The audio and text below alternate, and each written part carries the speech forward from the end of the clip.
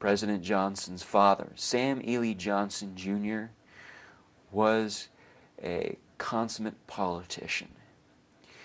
And young Lyndon Johnson worshipped his father. He acted like his father, talked like his father, walked like his father, dressed like his father.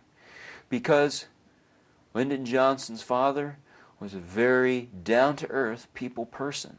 He understood what the people of the hill country desired, what they needed, what they struggled with. The droughts, the rains, the flooding.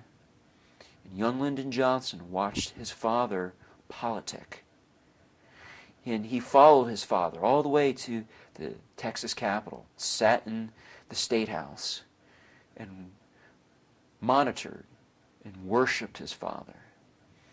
And during the 30s, the 40s, the 50s, and the 60s, LBJ carried that same ideas that his father struggled with, that he witnessed his father work for, from fighting against the Ku Klux Klan because they wanted Sam Johnson to join their ranks. And Lyndon Johnson decided that it was time for racial equality, no matter who wanted housing, to vote, or also to be able to sit at lunch counters. So in this room, the office, which was the Oval Office for this House, as two secretaries were sitting on either side of the room next to Lyndon Johnson's green-top desk there in the far corner, they're hearing Lyndon Johnson take a stand against segregation. And Lyndon Johnson is telling stories about how his father was a brave man, how he stood up against bullies who wanted him to side with the Ku Klux Klan. They also heard stories of how Lyndon Johnson's father went bankrupt and how LBJ watched him lose everything to go from having platefuls of food to having a piece of bread and gravy for dinner, and how Lyndon Johnson wanted to bring the war on poverty to those who had nothing, to provide for the folks in Appalachia.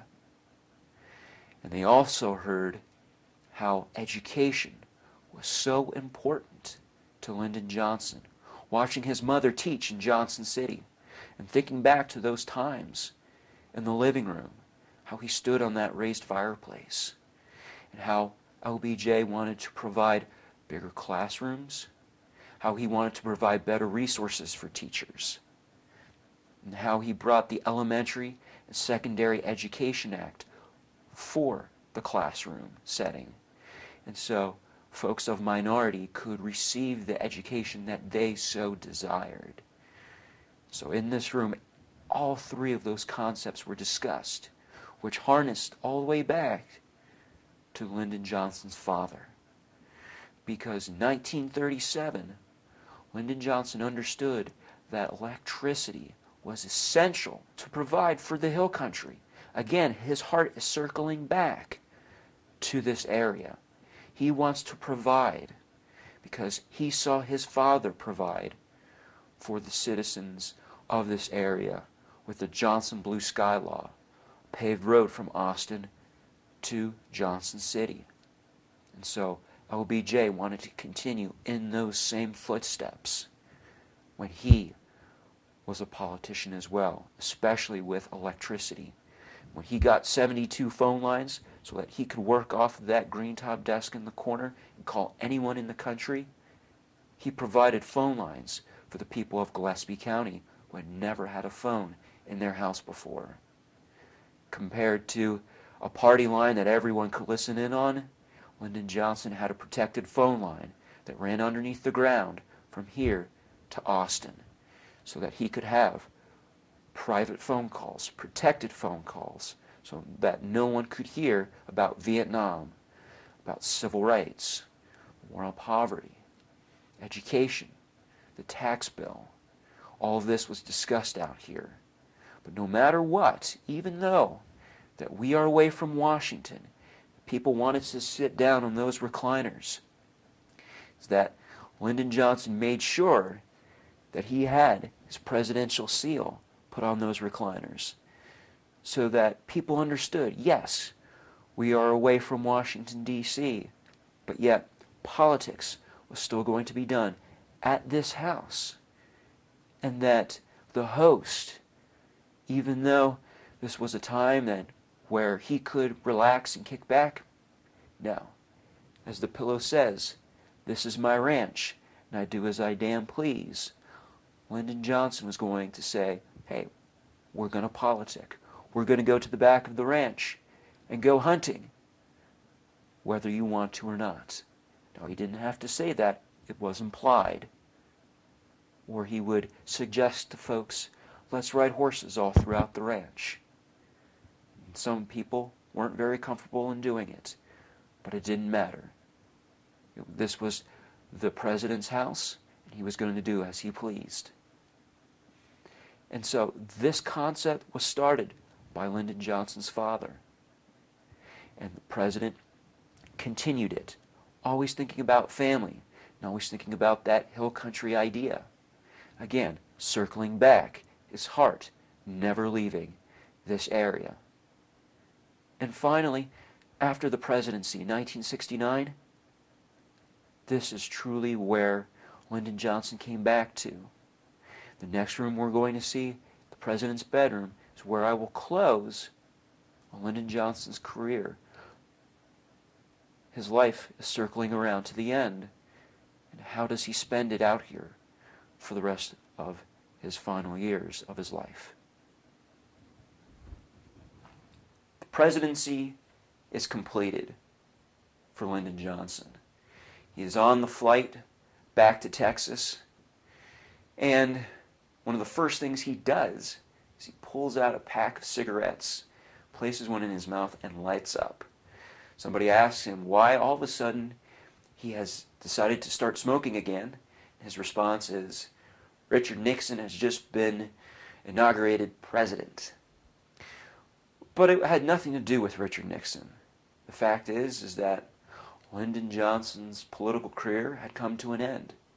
He could now come back here to the hill country to relax, to do things that he wanted to focus on, which was the ranch, which was actually going into Johnson City and spending time sitting in the courthouse square playing dominoes, or going to Stonewall, to the Peach Jamboree, and sitting and watching the rodeo with Mrs. Johnson, or getting in one of the Lincoln Continentals and driving the ranch, meeting with his ranch hands on a daily basis, first thing in the morning, in the kitchen, in his pajamas, having a cup of coffee, giving them the day's orders on how to work the ranch. In Lyndon Johnson's mind, it was going to be just another day at the Texas White House and on the LBJ Ranch. He still treated it sort of like the presidency, where he was still trying to hold on to the fact is that he was still the president of this ranch, giving out orders and issuing demands first thing in the morning, a laundry list for some of these ranch hands, working them until dark. And for Lyndon Johnson, it was just coming right back to bed after giving those orders and taking a cat nap. But it was his chance to truly reflect back on his presidency. He took the remaining years to work on an autobiography of those 4 years as president. Lyndon Johnson wanted to set the record straight on several things, from, well, his relationship with President Kennedy, all the way covering to the Vietnam War. But he took this time more so to get to spend time with his daughters and with his family, to cycle or circle all the way back to that living room that we started in, and to bring his grandson here to this house and spend really precious moments with him, because Lyndon Johnson, in the back of his mind, had a fear. He feared that when he turned about his early 60s, that he was going to pass away any time, because This was a pattern that happened in the Johnson family, starting with his grandfather and going to his father. And in the back of his mind, that fear was going to happen to him. And as a prophecy, January 22nd, 1973, Lyndon Johnson passes away in this bed, his third and final heart attack. But by this time, he was prepared. He had gotten everything ordered in his life. He had gotten everything prepared for Mrs. Johnson. Had prepared her for a time when she would be alone. But really, Mrs. Johnson had taken steps to prepare herself. She spent the remaining years in this house really welcoming guests, really continuing that Johnson legacy of all the world is welcome here, bringing people to this home and showing it off just as her husband did, whether the time she spent in her bedroom or here in this bed, waking up in the mornings, turning on the 3 TV sets that are in here, or looking out onto the ranch in the early morning light, and reflecting on the times that she spent here with her husband. And in 2007, when she passed, this home truly became Lyndon Johnson's legacy, really opening it up to the people so that we could stand here today in 2011, look into this room and reflect. Because standing here, that's all truly anyone can do. Stand here and reflect on what this man did and how that his life, even though he traveled between here and Washington, back to the hill country, his heart always lay here. And truly, that his life just came full circle.